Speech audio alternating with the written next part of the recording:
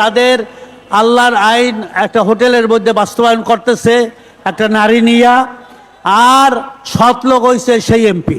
আমরা দেখতে পাচ্ছি যে বিরোধী দল সৎ লোকের শাসন চাই, আল্লাহর আইন চাই। বাংলাদেশে একটা জিনিস ভাইরাল হয়ে গেছে 3-4 দিন পর্যন্ত, আপনারা সবাই জানেন সারা বিশ্বে, যে এমন ভাইরাল হয়েছে তাদের আল্লাহর আইন একটা হোটেলের মধ্যে বাস্তবায়ন করতেছে একটা নারী নিয়া, আর সৎ লোক হয়েছে সেই এমপি। নাম না, কেননা এই যদি হয় ইসলাম নামধারী দলের অবস্থা, আমাদের মুখ দেখাইতে আমরা পারি? আমরা দাড়িওয়ালা টুপিওয়ালারা মুখ দেখাইতে পারি, কিন্তু এদের লজ্জা নাই। এরা শুধু বহিষ্কার করলে হবে? তাকে এমপি পদ থেকে বহিষ্কার করতে হবে আজকের এই যুব সমাজ থেকে।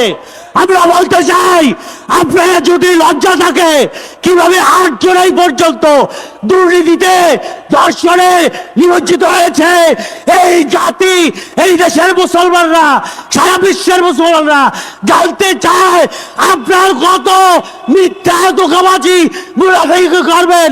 এই মুনাফিকি ছেড়ে দেন এবং ইসলামের নামটা আপনাদের দল থেকে মুছে ফেলেন, কারণ আপনাদের এইটা মানায় না।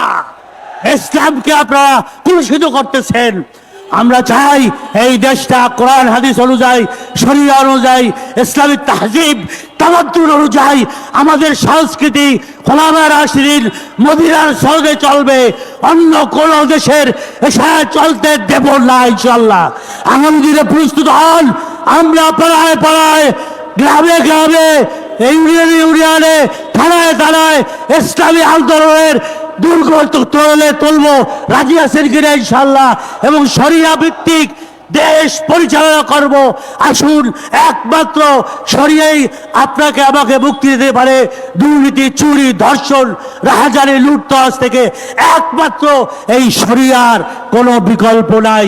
আসুন, আমরা আমাদের দেশে আগামীতে ইসলামী আন্দোলনের নেতৃত্বে সংসদে সংখ্যাগরিষ্ঠ নিয়ে আমরা ইসলামী শাসন কায়েম করতে চাই। সবাই রাজি আছেন কিনা বলেন ইনশাআল্লাহ। আসসালামু আলাইকুম।